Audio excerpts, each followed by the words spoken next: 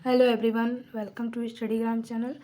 आइए आज इस वीडियो में हम जानेंगे टीएसटी पीएसटी एग्ज़ाम के साथ साथ यह यूपी आरओ एआरओ के लिए भी महत्वपूर्ण है। तो हम इस वीडियो में जानने वाले हैं एक अनेकार्थी शब्द, और ये अनेकार्थी शब्द जो है वीडियो का दूसरा भाग होगा। अगर आपने इसका पहला भाग नहीं देखा तो इस वीडियो के नीचे आपको लिंक दे दी जाएगी, आप उसे वहाँ से देख सकते हैं। तो आइए हम अपने अनेकार्थी शब्दों की तरफ चलते हैं। कौन कौन से जो हैं अनेकार्थी शब्द होते हैं। तो अनेकार्थी शब्द का आपको मतलब पता होगा कि अनेकार्थी मतलब क्या होता है। तो अनेकार्थी का मतलब होता है कि अनेक अर्थ देने वाले शब्दों को अनेकार्थी कहते हैं, यानी कि ऐसे शब्द जो एक से अधिक अर्थ को प्रकट करते हैं, अर्थ का बोध कराते हैं, उसे हम अनेकार्थी शब्द कहते हैं। तो वही हम जानने वाले हैं। तो आइए देखते हैं। पहला शब्द लिखा है गाढ़ा। गाढ़ा क्या एक शब्द है, तो उसका बोला कि अनेकार्थी क्या क्या हो सकता है। तो गाढ़ा को हम घना भी कहते हैं, घनिष्ठ भी कहते हैं, दृढ़ भी कहते हैं और मोटा भी कहते हैं। तो एक से जो अधिक अर्थ प्रकट कर रहे हैं, अधिक अर्थों का बोध करा रहा है, उसी को अनेकार्थी शब्द कहा जाता है। गुरु को देखिए बड़ा भी कहते हैं, भारी भी कहते हैं, पूज्य भी कहते हैं, मार्गदर्शक भी कहा जाता है। बृहस्पति, गुरु बृहस्पति भी होता है, ठीक है। और दो मात्राओं वाला जो वर्ड होता है, जो दो मात्राओं वाले वर्ड में जो ऐसे चिन्ह लगते हैं, तो इसको हम गुरु कहते हैं। गट्ठल को देख क्या क्या कहते हैं, तो मूर्ख कहते हैं, गुठली वाला, गिल्टी वाला, गोल और कड़ा कहते हैं। किसको? गुट्ठल को। गौतम, गौतम क्या है, तो गौतम बुद्ध जी का एक नाम है, यानी उनके अर्थ को भी बोध कराते हैं। एक ऋषि भी हैं गौतम ऋषि, और एक भारद्वाज ऋषि भी जो है बोल सकते हैं। तो गौतम ऋषि, बुद्ध जी का नाम, महात्मा बुद्ध जिसको कहते हैं, ये गौतम के अर्थ को बोध करा रहे हैं। घन का मतलब क्या क्या होता है, तो घन को हम बोल सकते हैं क्या क्या, तो घन को हम बादल भी कहते हैं। क्या क्या कहते हैं? घन को हम बादल भी कहते हैं, घना भी कहते हैं। और घन को किसी संख्या को उसी संख्या से जो दो बार और गुणा करने पे गुणनफल होता है, यानी जो गणित के अंतर्गत, तो वो भी उसमें घन का भी अर्थ बोध करा रहे। एक भारी हथौड़ा भी कहा जाता है। आगे देखते हैं घोर। घोर को हम क्या क्या कहते हैं, तो घोर को हम बहुत घना, बहुत अधिक, बहुत बुरा और भयानक भी घोर को कहा जाता है। घुमाना क्या कहते हैं? मोड़ना, चक्कर देना, लट्टू चलाना, घुमाना कहते हैं। प्रचारित करना या फिर सैर कराना भी कहते हैं।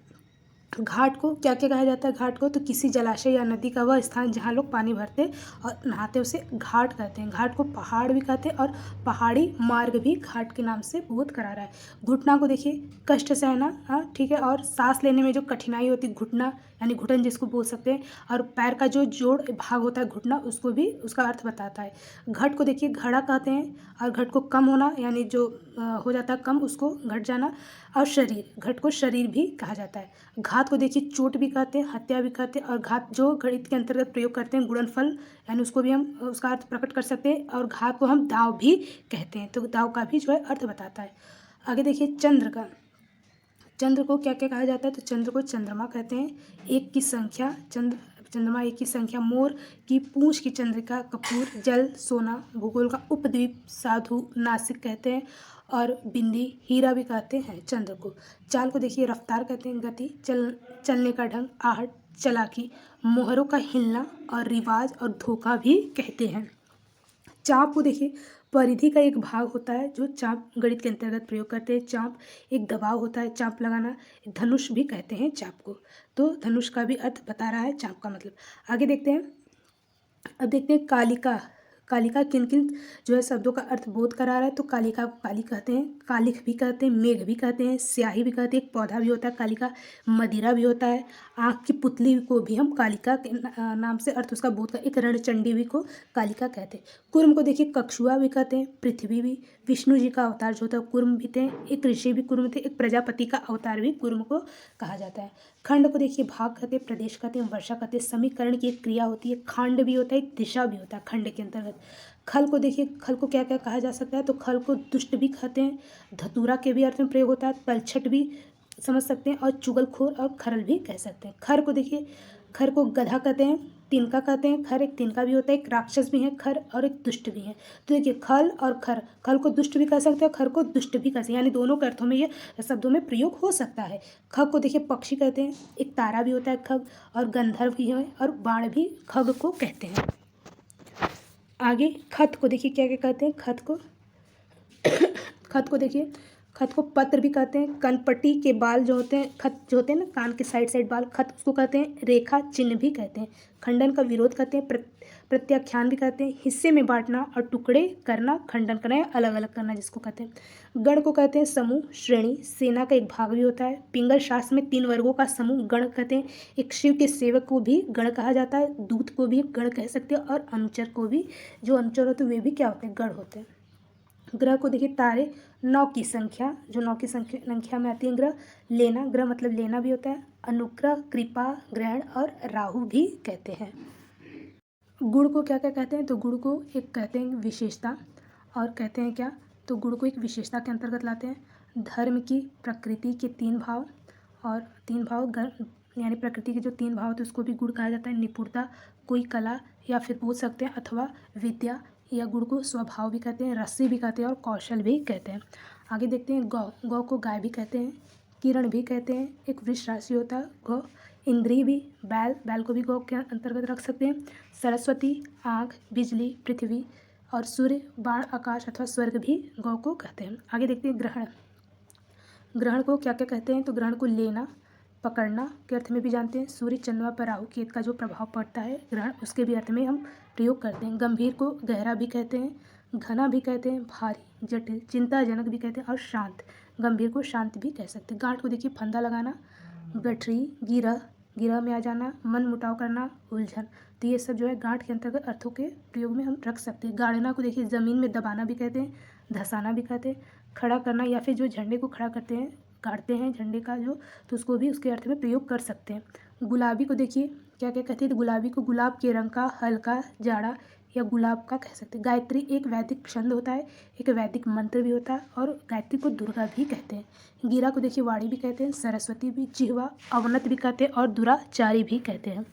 गोपाल को देखिए क्या क्या कहते हैं, तो गोपाल को गाय पालने वाला, कृष्ण, ग्वाला, किसी बालक का नाम भी कहते हैं। गोपाल को क्या कहते हैं, गाय पालने वाला, कृष्ण, ग्वाला या किसी बालक का जो नाम हो तो उसको भी गोपाल के अंतर्गत रखते हैं। गौतमी को हल्दी, गोदावरी नदी और गोरोचन भी कहते हैं। गहन को जटिल, गहरा, घना, दुर्गम भी कहते हैं। गाथा को देखिए स्तुति, गीत, कथा, एक प्राचीन भाषा, आर्या नाम का एक वर्णवृत्त भी गाथा के अंतर्गत होता है। आगे देखते हैं कला। कला किसको किसको कहते हैं, तो कला जो है अंश को भी कहते हैं। कला क्या कहते हैं, तो कला जो अंश भी होता है, सूर्य का 12वां भाग, सूर्य का 16वां भाग, और समय का भी कह सकते हैं। तो समय का जो भाग होता है कला के अंदर, अग्निमंडल के 10 भागों में एक, नटों का एक कसरत होता है, छल, लीला भी कहते हैं, तेज, शोभा, विभूति, जीवा, यंत्र और एक वर्णवृत्त भी कला के अंतर्गत आता है। कन्या को देखिए एक राशि भी कहते हैं, कन्या को कुमारी भी और लड़की भी कहा जाता है। कमान को धनुष भी कहा जाता है, प्राधिकारी और आदेश भी कमान को कहते हैं। आगे देखते हैं कपि को बंदर भी कहते हैं, कपि को, और हनुमान भी कहा जाता है। कटाक्ष को देखिए व्यंग करना, तिरछी नजर, आक्षेप व्यंग के अंतर्गत आता है। काटना को देखिए कटाई करना, दांत चुबाना, रद्द करना, काटना को रद्द करना भी कह सकते हैं, डंक मारना और अलग करना। आगे देखते हैं कायदा। कायदा को देखिए तरीका भी बोलते हैं, नियम भी बोलते हैं, रिवाज भी, और उर्दू का एक बाल बोध होता है कायदा। किनारे को देखिए सिरा कहते हैं, तट कहते हैं, पार्श्व कहते हैं और हाशिया भी कहते हैं। कुशल को प्रशिक्षित कहते हैं, चतुर, प्रवीण और खैरियत भी कहते हैं।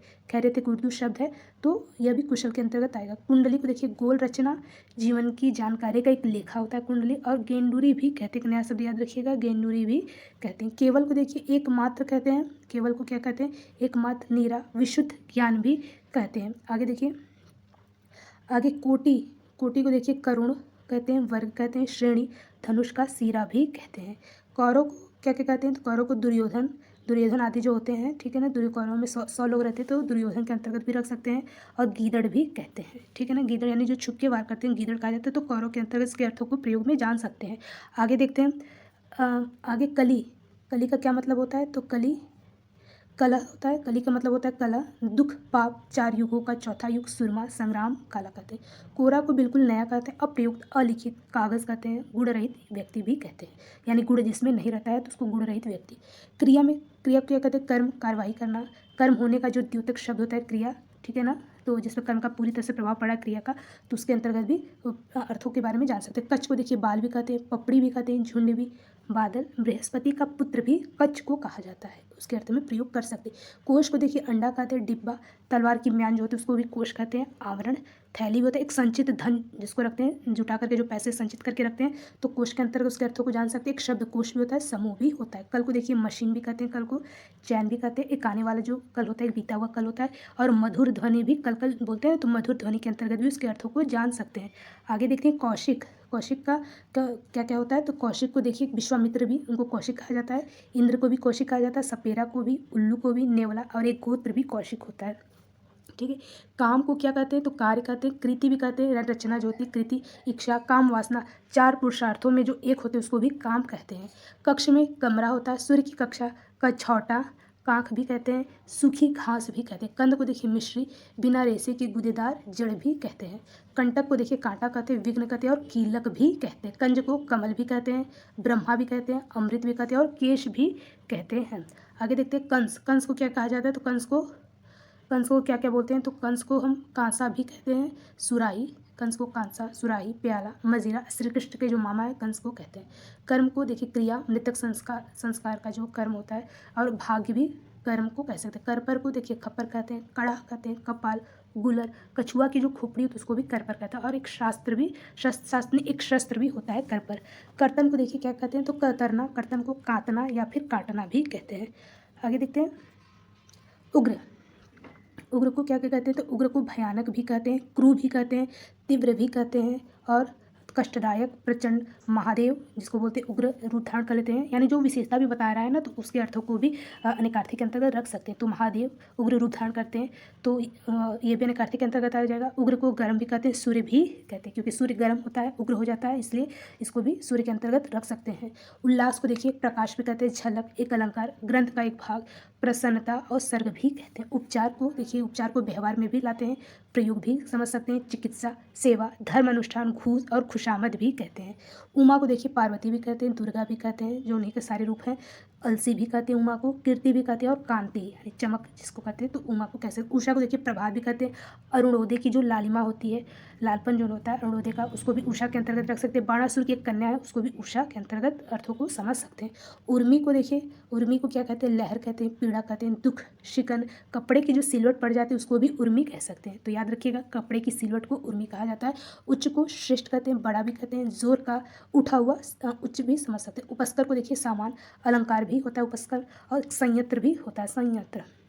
ऋण को देखिए दायित्व भी कहते हैं, उपकार, कर्ज, घटाना, घटाने का जो चिन्ह होता है ऋण भी कहते हैं। कनक को देखिए सोना भी कहते हैं, धतूरा भी कहते हैं, गेहूँ कहते हैं, पलाश भी कहते हैं और खजूर भी कहते हैं। कर को देखिए, कर को क्या क्या कहा जाता है, तो कर को किरण, हाथ भी कहते हैं, टैक्स भी कहते हैं और सूंड भी कहते हैं। कर्ण को कान भी कहते हैं। कुंती का जो पुत्र थे कर्ण, उनको भी समझ सकते हैं। त्रिभुज में समकड़ के सामने की जो भुजा होती है वो भी कर्ण होता है। एक पतवार भी को भी कर्ण कहते हैं। काल को देखिए समय, मृत्यु भी काल को कहा जाता है, शत्रु भी काल होता है, अवसर भी होता है, यमराज और युग भी, युग को भी हम काल कह सकते हैं। कमल को देखिए एक फूल होता है, गुंबद होता है, जल होता है, तांबा भी कमल के अंतर्गत रख सकते हैं। कृष्ण को वेद व्यास भी कहते हैं, काला भी कृष्ण को कहते हैं, वेद व्यास भी कृष्ण ही है। वासुदेव के पुत्र को भी कृष्ण कहते हैं। और एक पक्ष जो होता है जो 15 दिन का होता है कृष्ण पक्ष, वो भी एक पक्ष के अंतर्गत आता है। केतु, ध्वजा, एक ग्रह भी कहते हैं, पुक्षल तारा, ज्ञान, प्रकाश भी कहते हैं। कटक को क्या क्या कहते हैं, तो कटक को देखिए सेना भी कहते हैं, शिविर, समूह, कड़ा, श्रृंखला और चटाई भी कहते हैं कटक को। कट्टर को देखिए कठोर कहते हैं, दृढ़ प्रतिज्ञ, अपने मन का जिद्दी को भी कट्टर कहते हैं। कड़ा को देखिए कठोर, कठिन, कंकड़, कर्कश को भी कड़ा कहता है। और एक आभूषण के अंतर्गत भी एक कड़ा का अंतर्गत प्रयोग होता है। कर्ता, कर्ता को करने वाला जिसको बोल सकते हैं, बनाने वालों को भी कर्ता कहेंगे या करने वालों को भी कर्ता। परिवार का जो मुखिया होता है उसको भी हम कर्ता के अंतर्गत रख सकते हैं। और जो एक कारक के अंतर्गत कर्ता, कारक का चिन्ह होता है, कारक के अंतर्गत भी कर्ता का प्रयोग होता है। कलम को देखिए लेखनी, कूची कहते हैं कलम को। कनपट्टी के जो बाल होते हैं कलम उसको कहते हैं। पेड़ पौधों की जो हरी टहनी होती है वो भी कलम होता है। कुंभ को देखिए प्रत्येक 12 वर्ष में लगने वाला जो मेला होता है कुंभ के अंतर्गत। हाथी के मस्तक के दोनों ओर का जो भाग होता है उसको भी कुंभ और घड़ा भी कहते हैं। तो कुंभ को जो आप समझ सकते हैं कि जो लगता है मेला, और मेला के अंतर्गत भी आता है कुंभ। हाथी के जो मस्तक के दोनों तरफ का जो भाग होता है उसको भी एक कुंभ के अंतर्गत रख सकते हैं। और एक घड़ा भी कुंभ को कहते हैं। तो चलिए आज हमने कुल इतने अनेकार्थी शब्द देखे, और आगे वीडियो में जो है इसके तीसरा भाग लेकर आएंगे नेक्स्ट वीडियो में। तब तक के लिए जय हिंद।